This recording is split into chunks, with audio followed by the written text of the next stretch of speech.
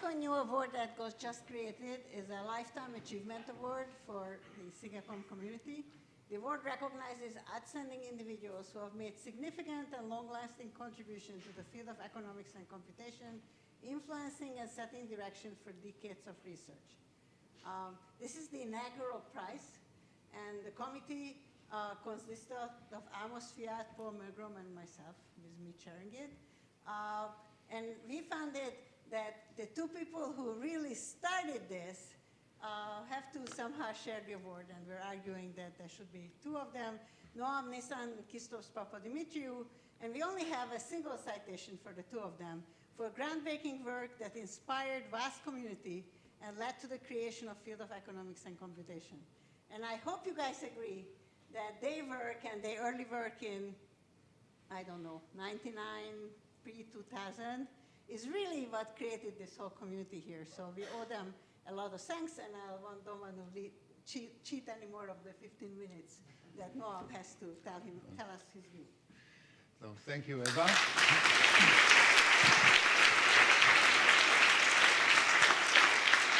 And I am really honored getting this award, and I'm doubly honored sharing it with Christos.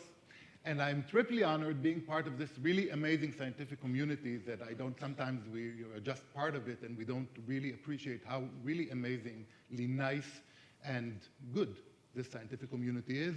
So I'm really proud being part of it. So I have like 15 minutes to talk about my whole research. And I think that the occasion for me to talk about something that I worked on a long time ago, and yet hopefully it should also be relevant. So the best thing is an open problem that's still open, an open problem from Zen that's still open, and that's what I want to talk about. So, around 25 years ago, we started worrying about where does our input come from, because we couldn't just trust it like algorithms used to do. And we had this idea that, not a new idea maybe in computer science, definitely not in economics, that it comes from rational agents. And if it comes from rational agents, let's just motivate them to tell us the truth, and then we can continue with our algorithmic work of actually processing the data. So that, basically married the field of mechanism design from economics with algorithms, and that was the algorithmic mechanism design. So now we have mechanisms where we take algorithms, add to them a little bit of incentives to hopefully induce rational agents to give us the truth. And once you have this new concept of a mechanism, a subtype of algorithm if you wish, the natural question is, are efficient mechanisms, now efficient in the sense of computer science that we can compute them easily, are they as good as efficient algorithms? What we would really want to do is take any arbitrary algorithm that does something good, add to it the proper incentives, and say, voila, everything works. And that also almost is the case. So VCG payments basically let you do that. If you want to optimize, to maximize the sum of utilities of players of the output, of players from the output, then VCG payments exactly do that for you. And okay, so is that everything that you want to do? So it's not a trivial question. So there could be several reasons why you wouldn't want to do there, but I just want to say it's not a trivial issue because we're in a model with money, with transferable utility. So you need some kind of argument why you don't just want to maximize the sum of utilities, okay? So there are two types of arguments, basically, why you want something else that VCG doesn't just immediately solve for you. The first one is sometimes you just don't want to.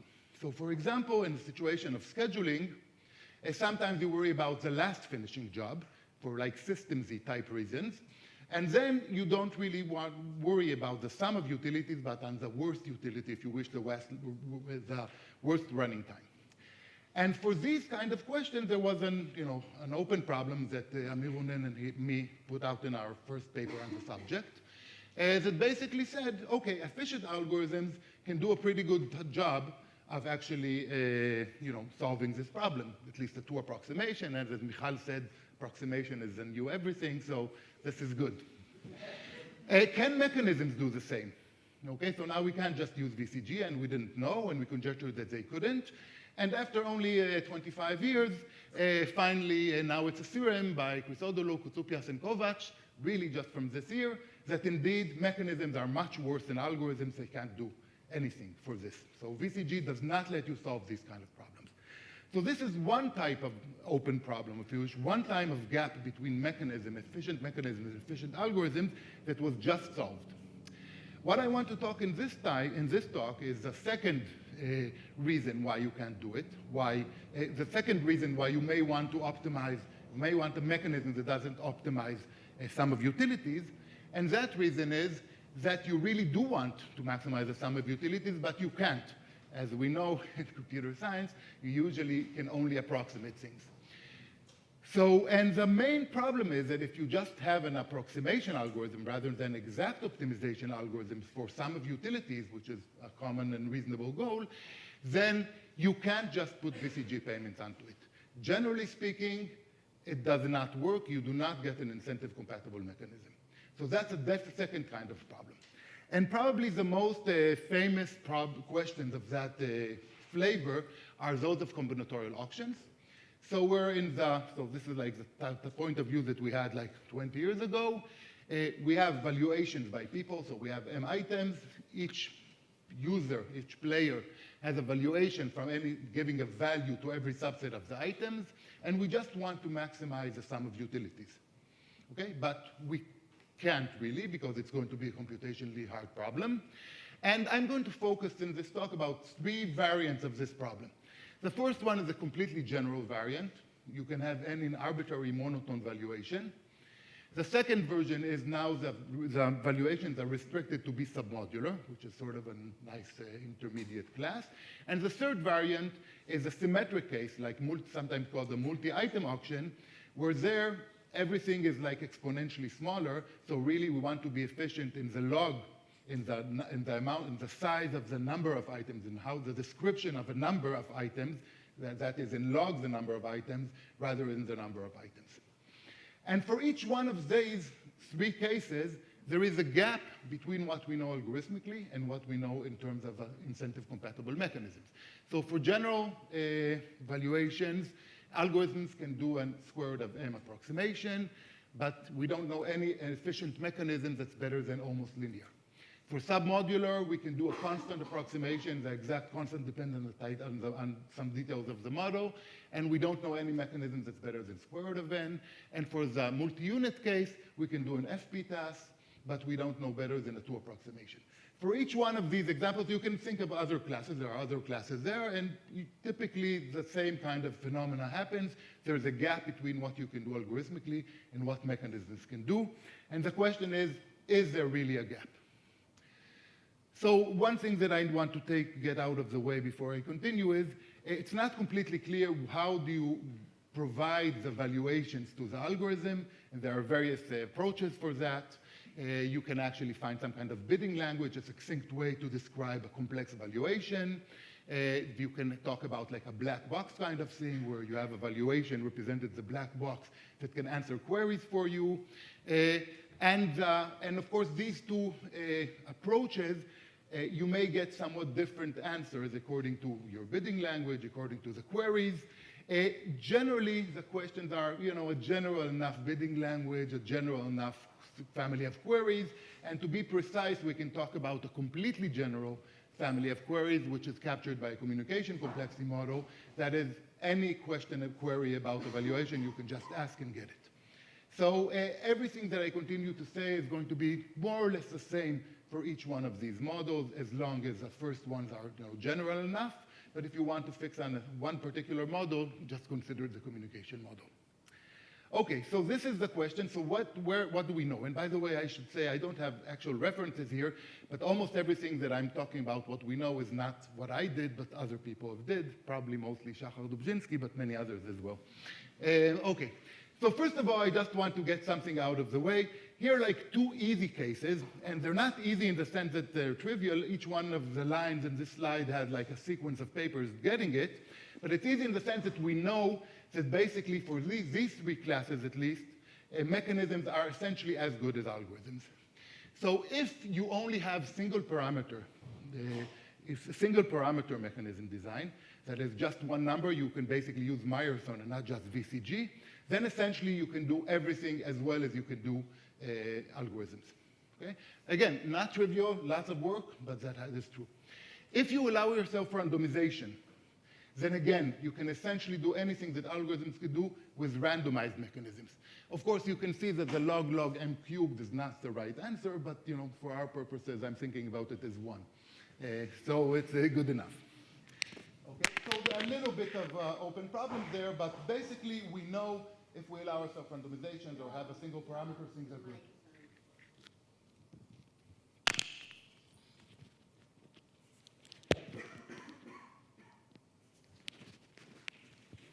Then the situation is pretty good. So what can we do deterministically in the general case? So basically, I would say to a large extent, we have one general strategy, one tool, and this is what's called VCG-based mechanisms. And that is, there is a clear identification of the situations where the VCG payment rule does extend itself also to approximations.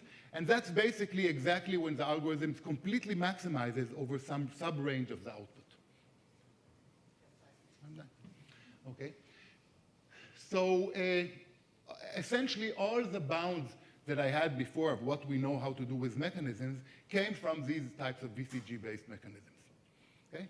But the problem is that these VCG-based mechanisms are not very strong, and one can actually prove lower bounds and how good an approximation they can give you. And these are the basic lower bounds. So as you can see, the lower bounds basically say that you are far away from what you can be done algorithmically. Okay? But maybe there are other techniques that we don't know. Okay? So that's basically where we are. And let me switch the slide. And I would like to put forward a conjecture, because the previous conjecture was solved so quickly. And for this problem, which I find even more interesting, there was no clear conjecture, so it was not solved, maybe just because of that. So let me put an exact conjecture. And the conjecture is that you can't do anything better than VCG-based. At least for these classes, it's not something that I want to say completely generically. I think it's pretty generic, but not completely generic. But for these three classes of combinatorial auctions, I want to conjecture that the best you can do is what you can do with VCG-based mechanisms, which is significantly worse than what algorithms can do. And that calls for a lower bound. And basically, I would say there are, if I try to characterize the lower bounds in the literature, there are maybe 3 families. The first one is using a la Roberts. So Roberts, economist from the 70s, actually showed that if your class evaluation is rich enough, you really can't do anything except for weighted versions of VCG. And of course, these generic enough classes are not generic, so our combinatorial auction classes are not generic enough in that sense, but sometimes you can do something, and so some results are known for like extensions of combinatorial auctions, for example, to public project, to combinatorial public projects, or for some restricted classes of mechanisms. So that's one class, one set of techniques that, again, doesn't solve what we have, but you can get some results. There are also some direct techniques, sometimes called, where you actually analyze what the mechanism can do.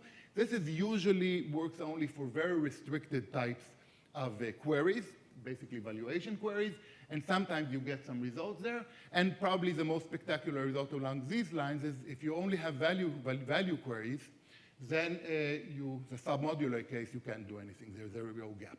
So that's like a strong result of Shachar-Dubzhinsky. And finally, there's a new framework that Shachar-Dubzhinsky put forward that basically tries to understand the menus that are somehow implied by communication. And there is a hope that you can get some lower bounds from there. And there's one example where you actually have a constant gap. So actually, there is an provable constant gap for some subclass of 2-player XOS valuations, so something you can get out of it. And of course, the most promising lower bound technique is the fourth one that we don't know yet. So, so that's my advertisement for an open problem that's been open for almost 25 years, and I hope it's solved in less than 25 more years. So thank you.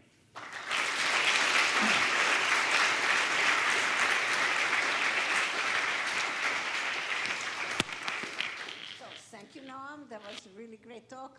We have time for one question while they're switching mics and stuff.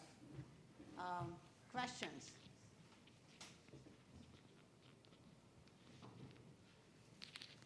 Oh, good.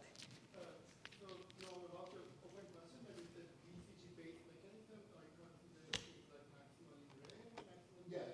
basically it's maximum range. Maybe I'll ask you, what would be your favorite class of problems here other than auctions? Oh, wow. Yeah, so I'm not sure. I'm surprised by this. So I have my first favorite. Now you're asking for my second favorite. I don't know. I can't answer just like that. I think the auctions world is so wide that there are many variants there that are basically, it captures lots of allocation problems, which is really what we care about. So Okay. Oh, other questions? Well, they're having trouble with the setup. How should we think about how a principal might choose a mechanism if there are significant gaps between modeling assumptions like requiring deterministic mechanisms versus allowing randomized mechanisms? yeah. Okay, so I'm trying to answer this philosophically, right?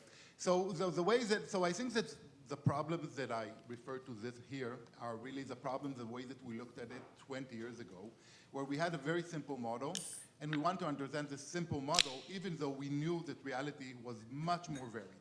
And I think an important part of what this community has done in the last 20 years is exactly go to more realistic, more varied, richer models and try to study them and sometimes solve a lot of problems that we had with the basic models in a richer setting, which I think is great, and that's probably the, looking at from an algorithmic mechanism design point of view, that's really the main development that this community has seen in the last 20 years, and it's great.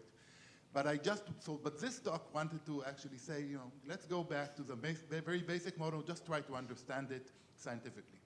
And so I understood your question as some kind of criticism, and which I agree to. Okay, we're going to thank Noam and let Christos have his...